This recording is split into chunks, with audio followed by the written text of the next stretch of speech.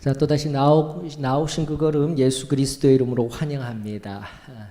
또 주중에 이렇게 나와 하나님께 찬송드리고 말씀 경청하며 또 엎드릴 수 있는 귀한 예배가 있다라는 것, 하나님이 우리에게 허락하여 주신 은혜입니다. 하나님 감사드립니다.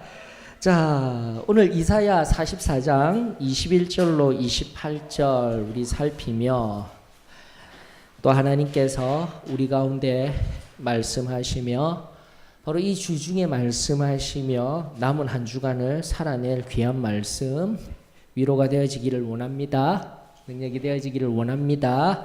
자, 다 같이 또 한 목소리로 통독하면서 나아가십니다. 이사야 44장 21절로부터 28절까지 말씀입니다. 자, 다 같이 읽습니다. 야곱아, 이스라엘아, 이 일을 기억하라. 너는 내 종이니라. 내가 너를 지었으니 너는 내 종이니라. 이스라엘아, 너는 나에게 잊혀지지 아니하리라. 내가 내 허물을 빽빽한 구름같이 내 죄를 안개같이 없이 하였으니 너는 내게로 돌아오라. 내가 너를 구속하였음이니라. 여호와께서 이 일을 행하셨으니 하늘아 노래할지어다. 땅의 깊은 곳들아 높이 부를지어다. 산들아 숲과 그 가운데 모든 나무들아 소리내어 노래할지어다. 여호와께서 야곱을 구속하셨으니 이스라엘 중에 자기 영광을 나타내실 것이미로다. 내 구속자요, 모태에서 너를 지은 나 여호와가 이같이 말하노라. 나는 만물을 지은 여호와라. 홀로 하늘을 폈으며 나와 함께 한 자 없이 땅을 펼쳤고 헛된 말을 하는 자들의 징표를 폐하며 점치는 자들을 미치게 하며 지혜로운 자들을 물리쳐 그들의 지식을 어리석게 하며 그의 종의 말을 세워주며 그의 사자들의 계획을 성취하게 하며 예루살렘에 대하여는 이르기를 거기에 사람이 살리라 하며 유다 성읍들에 대하여 중건될 것이라. 내가 그 황폐한 곳들을 복구시키리라 하며 깊음에 대하여는 이르기를 마르라. 내가 내 강물들을 마르게 하리라 하며 고레스에 대하여는 이르기를 내 목자라. 그가 나의 모든 기쁨을 성취하리라 하며 예루살렘에 대하여는 이르기를 중건되리라 하며 성전에 대하여는 내 기초가 놓여지리라 하는 자니라. 아멘. 자, 또다시 우리 묵상하시거나 방금 읽은 말씀 놓고 또 하시는 것, 그리고 마음에 새겨진 감동이 있으시다면 나누어 주시면 되겠습니다. 궁금하신 것도 나누어 주셔요.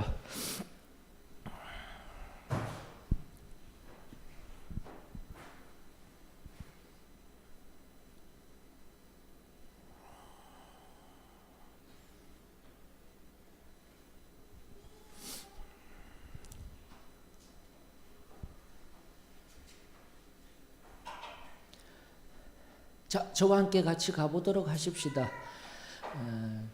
계속해서 제가 반복합니다. 예언서는 어려운 말씀이 아닙니다. 예언서의 패턴은 동일합니다. 우리가 지금껏 호세아서로부터 몇몇의 예언서를 본격적으로 살피는 이 수요 성경 통독 시간을 통하여서 예언서의 메시지는 간단합니다. 심판이 있을 것입니다 라고 선언한 뒤에 끝나는 것이 아니라 무엇이 있다고요? 소망이 있습니다. 즉 그 소망을 이루시기 원하시는 아버지의 마음, 그 사랑을 온전히 발견할 수 있는 책이 구약의 예언서입니다. 여러분들, 예언서는 무서운 말씀과 심판과 저주의 말씀이야가 아니라 엄밀히 얘기하면은 신약의 복음서와도 같은 말씀이셔요.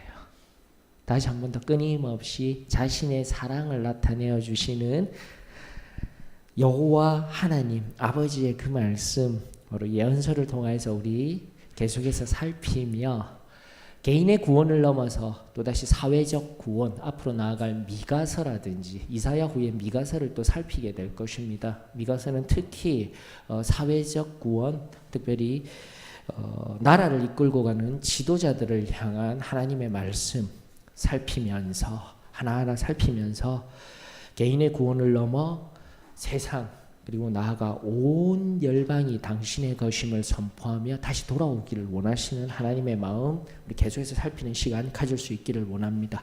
자, 21절에 보니까 야곱아 이스라엘아, 야곱과 이스라엘은 늘 동일하다라고 하였습니다. 그러나 성경에 이중적으로 부르는 것은 그만큼 내가 너를 잘 알고 있어, 내 존재를 너무나도 귀히 여겨, 야곱아 이스라엘아, 이렇게 계속해서 반복하는 것은 바로 그 사랑이 녹아있는 상대를 부르는 아버지의 여호와 하나님의 호칭입니다 라는 것을 기억하였으면 좋겠습니다. 기억하였으면 좋겠습니다 하는데 뭐라고 되어 있죠? 이 일을 기억하라 라고 성경은 말하고 있습니다. 이 일이 무엇일까요? 그래서 지금 우리 이사야서를 맥락적으로 보고 있습니다. 지난번 9절에서 20절까지 살폈습니다. 9절에서 20절까지 살피면서 다시 한 번 더 우상 제작자들과 우상 숭배자들의 의미가 무엇인지, 오늘날의 우리의 우상, 편안함을 통한 내가 우상이 되어진다라는 것, 그것도 시점 속에서가 아닌 시간성 속에서 우상이 되어지는 것을 말씀을 통하여서 살펴보았더랬습니다. 바로 앞선 맥락을 의미하며 이 일을 기억하라는 거예요. 우상 제작자들, 우상 숭배자들이 어떻게 될 것인지를 9절과 20절에서 명백히 기억하며, 다시 한 번 더 야곱아 이스라엘아 부르면서 너는 뭐라고요? 내 종이야. 즉 하나님의 말씀, 우상을 멀리하고 다시 한 번 더 하나님의 말씀으로 돌아가기를 원하셨던 아버지의 앞전 맥락의 말씀 한 번 더 우리들에게 보여주시며, 너는 내 종이야, 내가 너를 지었단다, 너는 내 거야 라고 했던 말씀 기억하시죠? 힘내니 끊임없이 나는 반응함으로써 너는 내 거야 할 때 나 여기 있습니다. 우리 주님이 은혜 주시고 나는 반응하면서 나아가는 복된 은혜가 저와 여러분들에게 있었으면 참으로 좋겠습니다. 다시금 앞선 우상 숭배자들의 허무함, 이 일이라는 것은 바로 그런 우상 제작자들과 우상 숭배자들의 허탄하고 허무한 아무것도 아닌 것들을 쫓는 것들을 기억하라라고 우리들에게 말씀하고 계시는 것이죠. 그러면서 마지막 말씀, 이와 대비된 관계성으로 하나님께서 우리들에게 귀한 교훈을 주시네요. 너희들은 기억하여라. 잃어버린 우상을 통하여서, 우상 숭배를 통하여서 너희는 나를 잃어버렸지만 우리 하나님은 어떻게 하더라고요? 21절 하반절에 이스라엘아 너는 나에게 잊혀지지 아니하리라. 다시 한번 더, 우리 하나님은 우리 한 사람 한 사람을 결코 잊지 아니하시고, 때로는 이해할 수 없는 상황과 어려움 속에서도 우리 하나님은 끊임없이 말씀하여 주십니다. 너는 내 거야, 나는 너를 잊지 아니할 거야. 이사야서가 끊임없이 우리에게 말씀하고 계신 소망의 교훈들, 진리들, 생명의 말씀들입니다. 하나님이 잊지 아니하신다라는데 그것보다 더 귀한 위로의 말씀이 어디 있겠습니까? 이 말씀 꼭 새기며 세상 한가운데 승리하는 저와 여러분들이 되어지기를 축원합니다.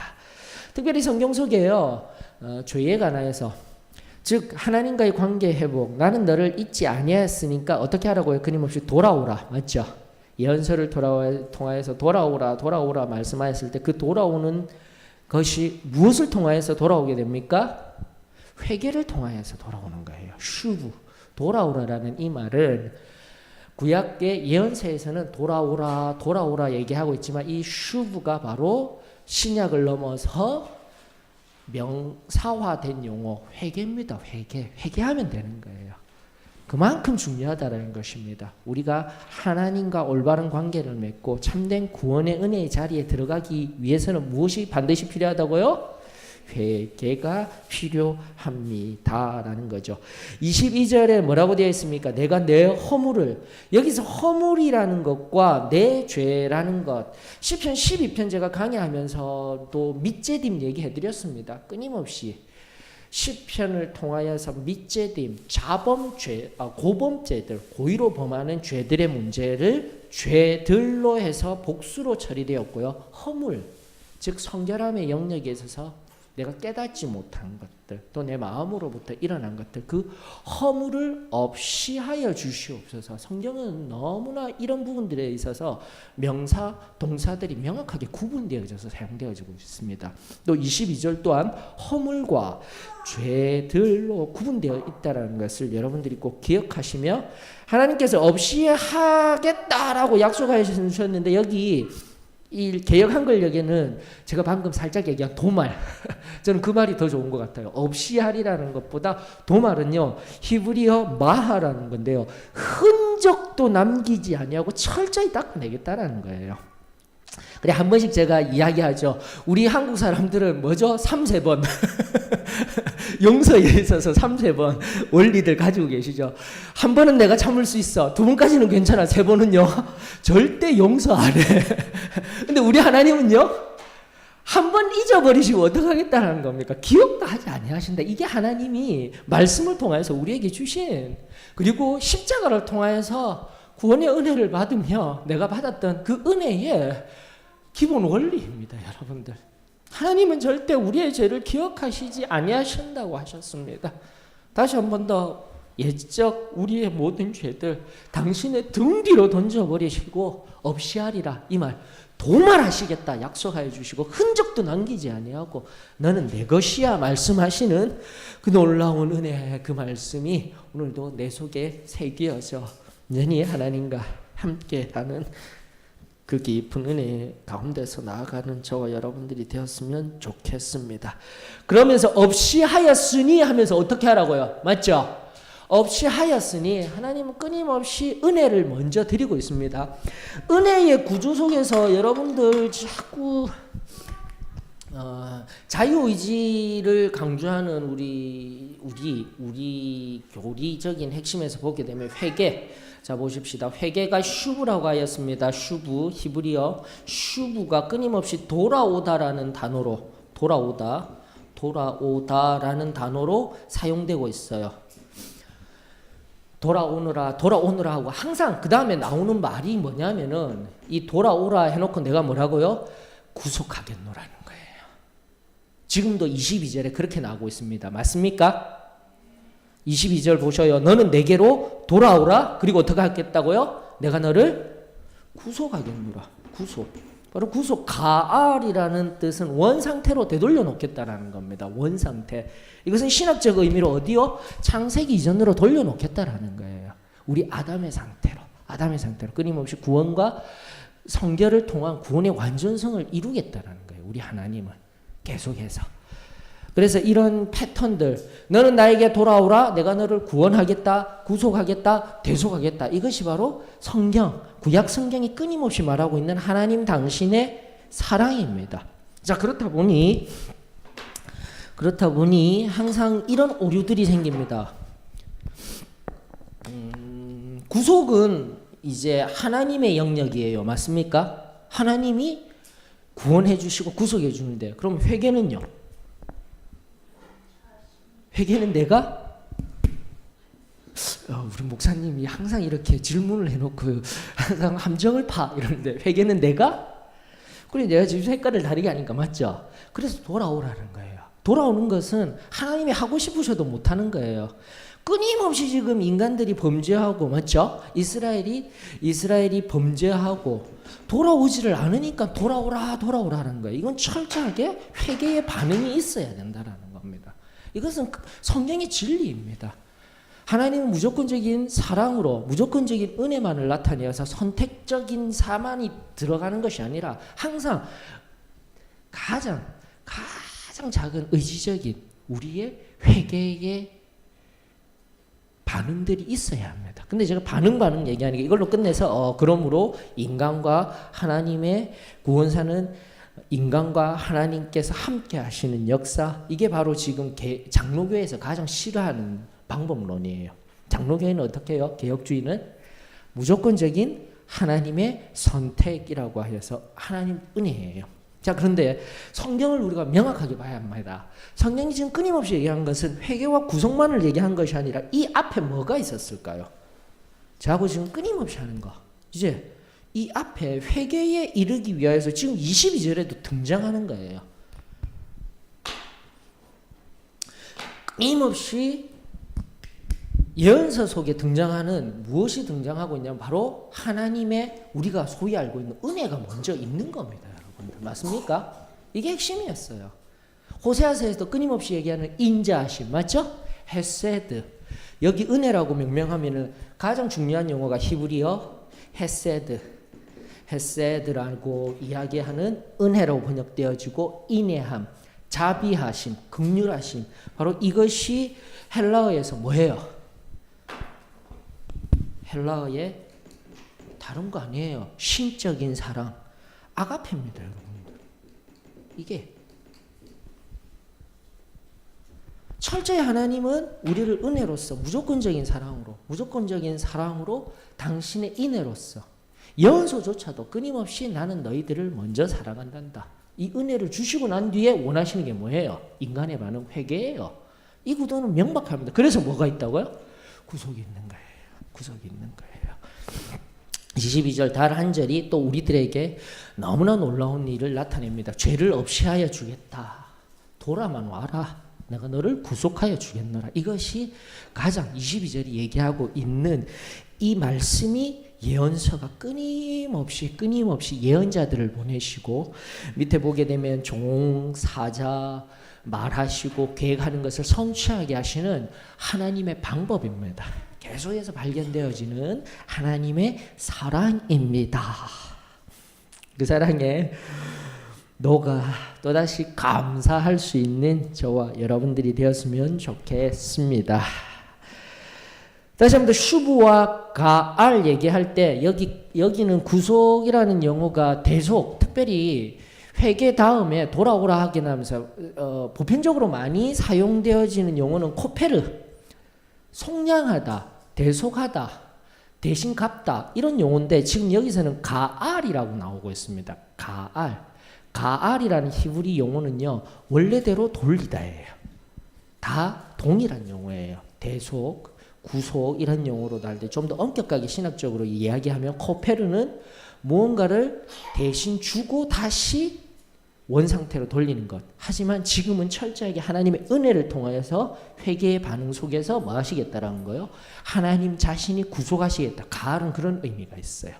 그래서 용어적인 또 차원 용어적인 것들도 성서 해석학 안에서의 용어적인 것들도 이런 시간들을 통해서 정립을 하시면 도움이 되실 거예요. 가을은 철저하게 하나님의 은혜에 의한 것들입니다라는 것들. 감사를 드립니다. 그래서 이 가을이라는 용어가 뭐예요? 가을이라는 용어가 다른 용어로 이야기하면 내 거야라는 용어예요. 하나님 당신이 얘는 바로 이러한 은혜를 통하여서 회개를 한 돌아온 이 아이는 이 인생은 바로 내 거야라는 명확한 하나님 것이라는 의미가 있는 거예요. 지금도 여기 이 본문 말씀 속에서는요. 하나님이 제가 시작하면서도 예언서에는 끊임없이 너는 내 거야. 돌아오기만 해. 너는 내 거야. 야곱아 이스라엘아 돌아와라. 넌 내 거야. 넌 내 거야. 내 손바닥에 친히 새겼으며 내 심령 속에 잊혀지지 아니한 너는 내 거야라는 하나님의 그 마음이 오늘 내 삶 속에서도 어쩌면 수요일 월화수 힘겹게 세상 속에서 분투한 우리 삶에 오늘 우리 심령 가운데 들려주시는 위로의 귀한 음성이 되어지기를 축원합니다. 하나님은 오늘도 너는 내 거야 라고 말씀하고 계십니다. 그러므로 이제 23, 24, 25, 26절은 그렇게 되어진 내 거야라는 그 백성들을 향하여서 이스라엘 백성들을 향하여서 당신의 23절은 여호와의 광대하심을 나타내고 있습니다. 특별히 42장의 열방들, 섬들, 땅끝 이런 용어들을 통해서 모든 세상은 다 당신이 주인이시다, 창조주이시다 한 번 더 계속 얘기하는 거예요. 23절 광대하심 모든 하늘 숲 그 모든 것들 자연물들 속에서도 임하시며 영광 받으시는 하나님을 나타내고요. 24절은 간단하게 여호와는 모든 것의 근본이시다라는 거죠. 다시 한번 더 구속이라는 말도 나오지만 모태에서부터 너를 내가 지었단다. 나는 만물을 지은 여호와다. 홀로 하늘을 폈다. 모든 것들의 근본이다라는 것을 알려주십니다. 23절은 여호와 하나님의 광대하심, 24절은 여호와는 모든 것의 근본임. 25절은요. 다시 한 번 더 앞선 맥락이라고 하였습니다. 지금 맥락적으로 21절로부터 시작된 이 일을 기억하라. 9절로부터 20절 속에 이야기하고 있는 여호와는 우상 숭배자들을 그 반대로 심판하시는 분이시다. 심판하시는 분이시다. 이번에 청년 포럼 하면서 어떻게 문제를 그리스도인이 살아갈 때 어떻게 문제를 다루었더랬습니다. 어떻게는요. 지금 3회에 걸친 청년 포럼이 진행되어졌는데 첫 번째는 양평에서 지난 작년에 하게 될 때는 그리스도인이 어떠한 사람입니까? 존재론적으로 참된 그리스도인은 누구입니까를 살폈어요. 두 번째는 지난 하기연합 수련회 때 바로 그 존재가 살아가는 모습, 실제적인 존재적인 상태의 모습, 삶, 죽음, 끊임없이 이제 설교를 통해서도 우리 소망교회 성도들은 잘 알고 있죠. 삶, 죽음이 끝이 아니라 뭐요? 죽음을 통과해서 영원한 생명이 있습니다. 이것이 바로 진정한 삶의 의미입니다. 청년들에게 일깨워줬고요. 그렇다면은 그러한 삶을 어떻게 살아내느냐, 이것이 바로 이제 이번 포럼의 주제였습니다. 뭐라고요? 정의입니다. 정의. 이 사무엘하 8장 15절 제가 끊임없이 얘기했죠. 지난주에도 정의, 공의 얘기해드렸죠. 의라는 개념 하나와 그 다음에 뭐요? 정의, 이제 정 빼고요. 청년들이 헷갈려 해서 그러면 정자 빼고 뒤에 뭐죠? 공의예요. 항상 하나님의 정의 이런 얘기할 때는 두 개념을 생각해야 됩니다. 히브리어 뭐요? ጼ데크. 맞죠? ጼ데크. 기억나고 있어. 늘 지금 목사님 계속 지금 얘기하고 있어요. 수요 통독 시간. 호세아서로부터 끊임없이 이 원리가 나와요. 그래 어떻게 돌아와서 어떻게 살아야 된다 이 얘기를 하는 거예요. 그리고 이거 히브리어 뭐예요? 미쉬파트. 맞죠? 미쉬파트예요. 미쉬파트. 이게 바로 공입니다. 간단해요. ጼ데크라는 것은 순간순간 시점 속에 뭐예요? 시점 속에서의 하나님의 의예요. 하나님의 의. 지금 이 순간 내가 선을 선택하고 옳은 것을 선택하는 그 의가 바로 ጼ데크적인 개념이에요. 시점 속에. 그래서 그 시점 속에 흘러 쌓여서 어디요? 공의가 되는 거예요. 공의를 이루시기를 원하는 거예요. 공평하신 하나님의 의가 결국은 이루어지는데 신학적으로는 어디에 영원한 생명까지 들어가는 거예요. 구원론과도 연결되어 있는 거예요. 다른 말로 하면 이 ጼ데크의 삶이 끊임없이 승리의 삶이라는 우리 교리적인 입장에서 되어져야 되는 거예요. 그저 은혜 받았다고 의의 시작은 바로 은혜 받았을 거예요. 처음에 은혜 받기 시작한 겁니다. 구원이라는 개념보다 친히 의롭다 여김을 받은 그때로부터 항상 뭐가 일어나야 돼요? 하나님의 의한 선이 ጼ데크가 끊임없이 일어나서 뭐가 되는 거예요? 공의가 되어져야 되는 거예요. 그래서 사무엘하 8장 15절이 그토록 중요하다는 이유는 다윗이 이 모든 백성을 위하여 하나님의 뭐요? 정의와 공의를 행하기를 원하셨다는 말씀이 거기에 있는 거예요. 이건 구약의 기본 틀이자 신약을 넘어선 진리입니다, 여러분들. 이게 어떻게 의미인 것입니다. 그러면서 이야기 스토리를 만들어내서 누군가가 의를, 선을 보고도 지나칠 수도 있지만 크리스천이 의를 행함으로 말미암아 관계성 안에서도 서로 연결되어져서 어떠한 하나님의 공의가 이루어 나아가는지를 끄집어 올려서요. 우리의 삶 속에 바로 여러분들이 지금 순간순간 하나님에 의한 그러니까 내가 하는 게 아니에요. 이 의는. 공의는요. 미시파트의 시간과 앞서도 얘기한 회개의 반응과 함께 끊임없이 우리가 이룰 수 있는 커다란 틀 안에 시간선 속의 커다란 개념이에요. 복수의 개념, 그리고 나아가 완전성의 개념이라면 이것은 순간순간 하는 것은 철저히 하나님의 의인 거예요. 하나님께 붙들려서 하는 거예요. 그러므로 내 명예, 내가 영광 받을 것이 있다 없다요? 없다가 되는 거예요. 이게 성경이 말하는 거예요. ጼ데크는 철저하게 하나님이 주시는 겁니다. 하나님에 의한 것입니다. 이걸 빨리 깨달아야 돼요. 그래서 하나님이 정의롭게 이러면 전부 다 ጼ데크예요, 여러분들. 이걸 빨리 깨달아야 돼요. 이게 우리의 삶 속에 내가 선을 이루고 의를 이루고 내 물질을 통하여서 무언가를 하고 내 시간을 통하여서 무언가를 하고 내 노력을 통하여서 무언가를 하고 있는 그 무언가는 바로 철저한 하나님의 영광입니다라는 거죠. 하나님의 영광이라는 거죠. 근데 제가 왜 여기서 잠깐 멈춰와서 이야기를 하냐면 보셔요.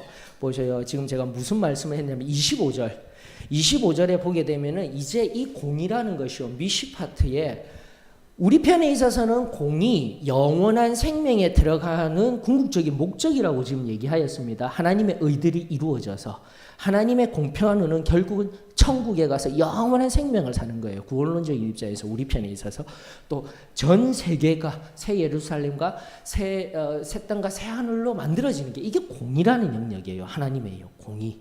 그래서 우리 크리스찬들은 가만히 있는 것이 아니라 내가 먼저 은혜 받아서 내가 변화되고 가정이 변화되고 내 이웃이 변화되고 사회가 변화되는 것들까지 포함된 영역입니다. 진보와 보수로 나누어지는 영역이 결코 아니다라는 것이죠. 자, 그런데 미시파트의 또 다른 의미가 무엇입니까? 어디서 많이 들어봤는데 쇼페팀 해가지고 사사기 하면서 알려드렸습니다. 쇼페트에서 미시파트가 파생되어졌어요. 재판하다. 바로 이 미시파트는 심판이라는 또 다른 의미가 있습니다. 오, 놀라워라. 그러면서 이제 하다 커다란 진리가 등장합니다. 우리에게 있어서 공의는 결국 마지막 완전한 공평하신 하나님의 공의는 생명의 자리에 들어가는 것이지만 믿지 아니하는 자는 무엇이 된다는 겁니까? 하나님의 공의는. 하나님은 의로우신 분이에요. 예, 심판. 너무나 간단한 용어만 정립하여서 하나님의 말씀 안에서 하나하나 정립해 나가면 이 간단한 진리들이 등장하게 되는 것입니다. 결국 뭐예요? 끊임없이 이 미시파트를 이루지 못함으로 말미암아 공의는 이 의가 ጼ데크가 이루어지지 아니하는 삶 속에서 살고 있다가 나는 그냥 믿고 하나님의 자녀였습니다. 교회에 잘 나왔습니다. 하지만 우리 마태복음 25장을 통해서 말했죠. 마지막에 주여 주여 하는 자마다 마태복음 7장도 마찬가지고요. 7장, 25장 그 말씀 속에서 주여 주여 하는 자마다 어떻게 하겠다고요? 나는 너를 알지 못하겠노라. 또 하나님의 의는 무엇입니까? 내가 작은 소자 한 사람에게 행한 것 그걸 의로 여기시겠다라고 하는 거. 이게 얼마나 두렵고 떨리는 말씀입니까? 가만히 있으면 안 돼요. 크리스찬은. 개인의 구원을 넘어선 다시 한 번 더 세상을 향한 하나님의 이 커다란 하나님 나라의 놀라운 공의에 저와 여러분들이 사용되어지기를 원합니다. 사무엘하 8장 15절에 다윗을 통한 그리고 왜 왕권 제도를 허락하셨는지 지금까지 쭉 흘러온 말씀을 통해서 우리는 정립할 수 있는 거예요. 왕 같은 제사장인 저와 여러분들을 통해서 이 일이 이루어지기를 주의 이름으로 축원합니다. 그러면서 25절 바로 여호와 앞선 맥락에서 9절에서 20절 우상 숭배하였던 이 자들을 어떻게 하시겠다고요? 심판하시겠다라는 의미가 지금 25절 속에 들어가 있는 것이죠. 헛된 말을 하는 자들, 점치는 자들, 자신들이 지혜롭다고 했던 바벨론. 그래서 차례대로 가십시다. 차례대로. 중요한 것은 바벨론. 왜 제가 바벨론을 끄집어 올리냐면은 계속해서 이사야서의 앞으로 닥칠 바벨론에 의한 남유다의 멸망 속에서 조금 먼 예언을 하고 있는 거예요. 조금 먼 예언. 그러나 좀 더 먼 예언, 중간 예언 뭐죠? 예수 그리스도의 초림. 나가 어디까지요? 50장, 60장을 넘어가게 되면 다 천년왕국 얘기도 나오고 나중에 궁극적인 새 땅과 새 하늘에 관한 얘기들이 계속 나와요. 이사야서가 정말 귀한 책입니다. 여러분들. 성경을 하나 이해하기 위해서는. 그러면서 27절 전통적인 해석 이 기품이라는 것. 기품에 대하여는 나왔죠. 앞서 여호와 하나님께서 결국 자신들의 특별히 25절에 이 우상 숭배자들을 다 심판하시겠다는 의미의 심판주로서의 여호와 하나님, 그리고 26절은 다시금 재건하시고 회복시키시겠다라는 메시아를 보내셔서 회복시키겠다는 약속들이 곳곳 등장하죠. 예루살렘을 중건하겠다. 사람이 살게 하겠다. 유대 성읍들을 중건하겠다. 그것이 다시 한 번 더 28절 고레스, 우리 잘 아는 바벨론을 무너뜨리는 바사라고 성경 속에 등장하는 페르시아의 고레스, 고대사에서는 퀴리오스라고 이야기하는 그 퀴리오스를 통하여서 목자같이 여기고 동일하게 반복하고 있는 구조예요. 예루살렘에 대하여 이르기를 중건하게 하며 성전에 대하여 내 기초가 놓여지게 하겠다. 26절을 이루게 하는 도구로 사용되는 사람이 고레스라는 겁니다. 그래서 예언서는 또 기도하며 성령에 의하여서 하나님 앞에서 하나님이 관찰과 해석과 또 부족하지만 이런 시간들을 통하여서 하나하나 풀어서 올바른 바른 관점들을 가질 수 있습니다. 근데 27절이 조금 난해해요. 많이 다투고 성서 해석자들도 많은데 기품에 대하여라고 했습니다. 앞선 지금까지의 것들은 해석이 충분히 가능한데 기품에 대하여서 하다 보니까 이 촐라라는 이 기품이라는 용어가 바로 여기에만 등장해요. 다른 데서는 없어요. 다른 데서는 없다 보니까 항상 지금 이 기품을 어떻게 해석해야 하는데 저는 간단합니다. 앞서도 이미 25절 속에서 그들의 지식, 바벨론들이 자신들이 높아지고 강대하여지, 특별히 기품이라는 것은 깊은 시면의 큰 바다를 의미하는 용어예요. 히브리어 출라는. 그래서 문맥적으로 또 살펴봤을 때 출애굽기에서의 홍해 바다를 의미하는 그 출라라는 용어의 근원된 말씀들을 찾아보니까 출애굽기에 나왔던 그런 큰 대해를 상징하는 용어이기도 한데 영성학에서 그러니까 영적인 의미에서 이 기품이라는 출라라는 용어는 악한 세력, 즉 하나님을 믿는 자들과 반대편에 서 있는 빛의 자녀들과는 반대편에 서 있는 어둠의 세계를 의미하므로 간단해요. 전통적인 보수적인 시간에서의 이 기품은 바로 바벨론을 지칭한다고 하면 됩니다. 그래서 어떻게 돼요?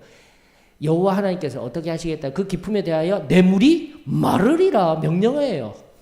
당연히 어떻게 된다고요? 끝날인 거예요. 마르라 하면서 명령해버리고 마르게 될 것이다라고. 그 모든 풍요로움들, 바벨론의 모든 것들이 풍요로워지고 흐름 속에서 바로 바사의 고레스가 등장하면서 이 고레스가 뭐가 된다고요? 나의 목자로 사용되어질 것이다. 간단하게 해석되어집니다. 그래서 너무 이사야 어려워요, 예언서가 해석이 안 돼요, 힘들어요 하는 것이 아니라 지금도 우리 수요 성경 통독 시간을 통해서 우리 사도의 신앙교회, 소망교회 성도들은 명확하게 이해하고 또 하나님 말씀 진리들을 끄집어 올렸으면 좋겠습니다. 결국은 하나님이 온 열방을 주관하고 계시다.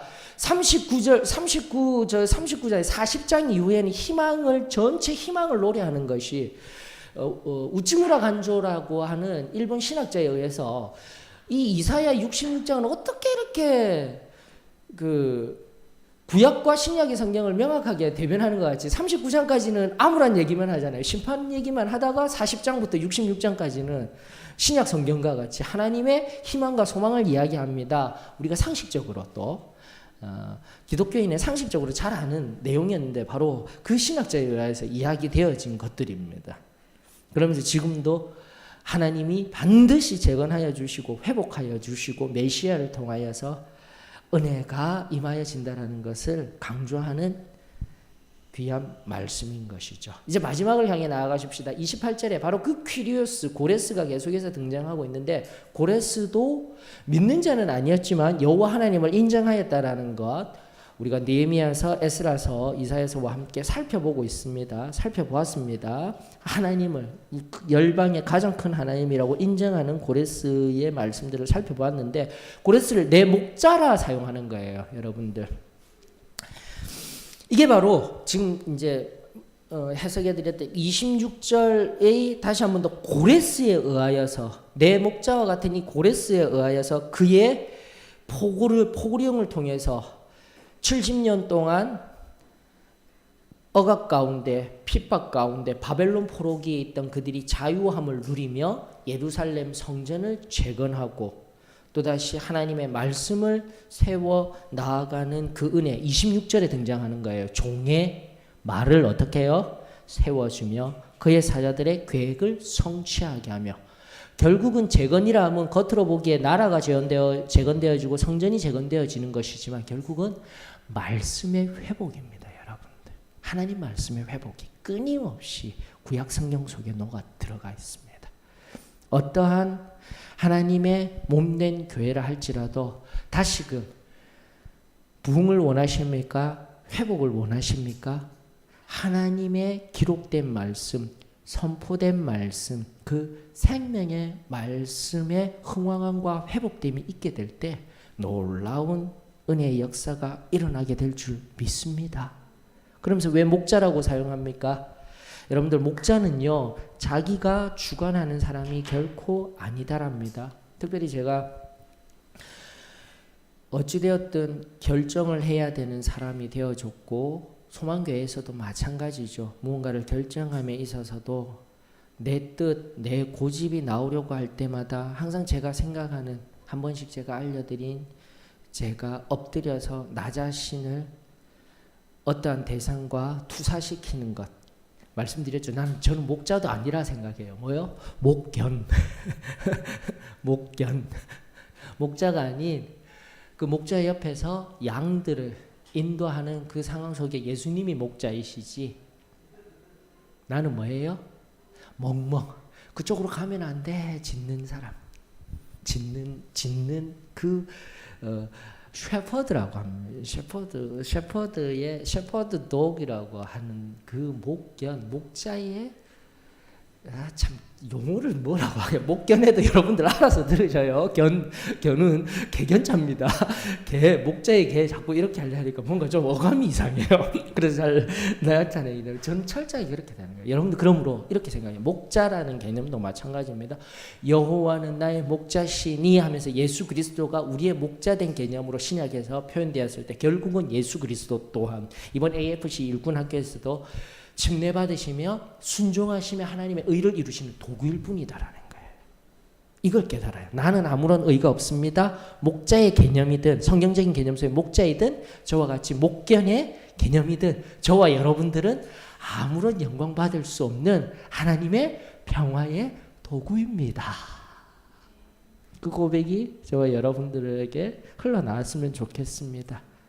그런 말씀의 지혜를 얻으면 내 삶 속에 적용해 나아갈 때에 다시 한 번 더 우리 하나님의 그 사랑하심 야곱아 이스라엘아 너는 내 거야 나는 절대 너를 잊어버리지 아니할 거야 라는 이 위로의 말씀과 함께 세상 가운데 고레스도 들어서 이방인의 왕도 들어서 사용하신 우리 하나님이신데 바로 여러분들이 밟는 땅 가정 직장, 학교, 그 모든 세상의 영역에서 우리 하나님의 의를 온전히 증거해내며 나아가는 은혜가 저와 여러분들에게 임하여지기를 주의 이름으로 축원합니다. 다음 주는 45장 1절로부터 13절입니다. 미리 꼭 우리 한번 정독하고 또 깊은 묵상 속에서 함께 나아가는 은혜가 있었으면 좋겠습니다.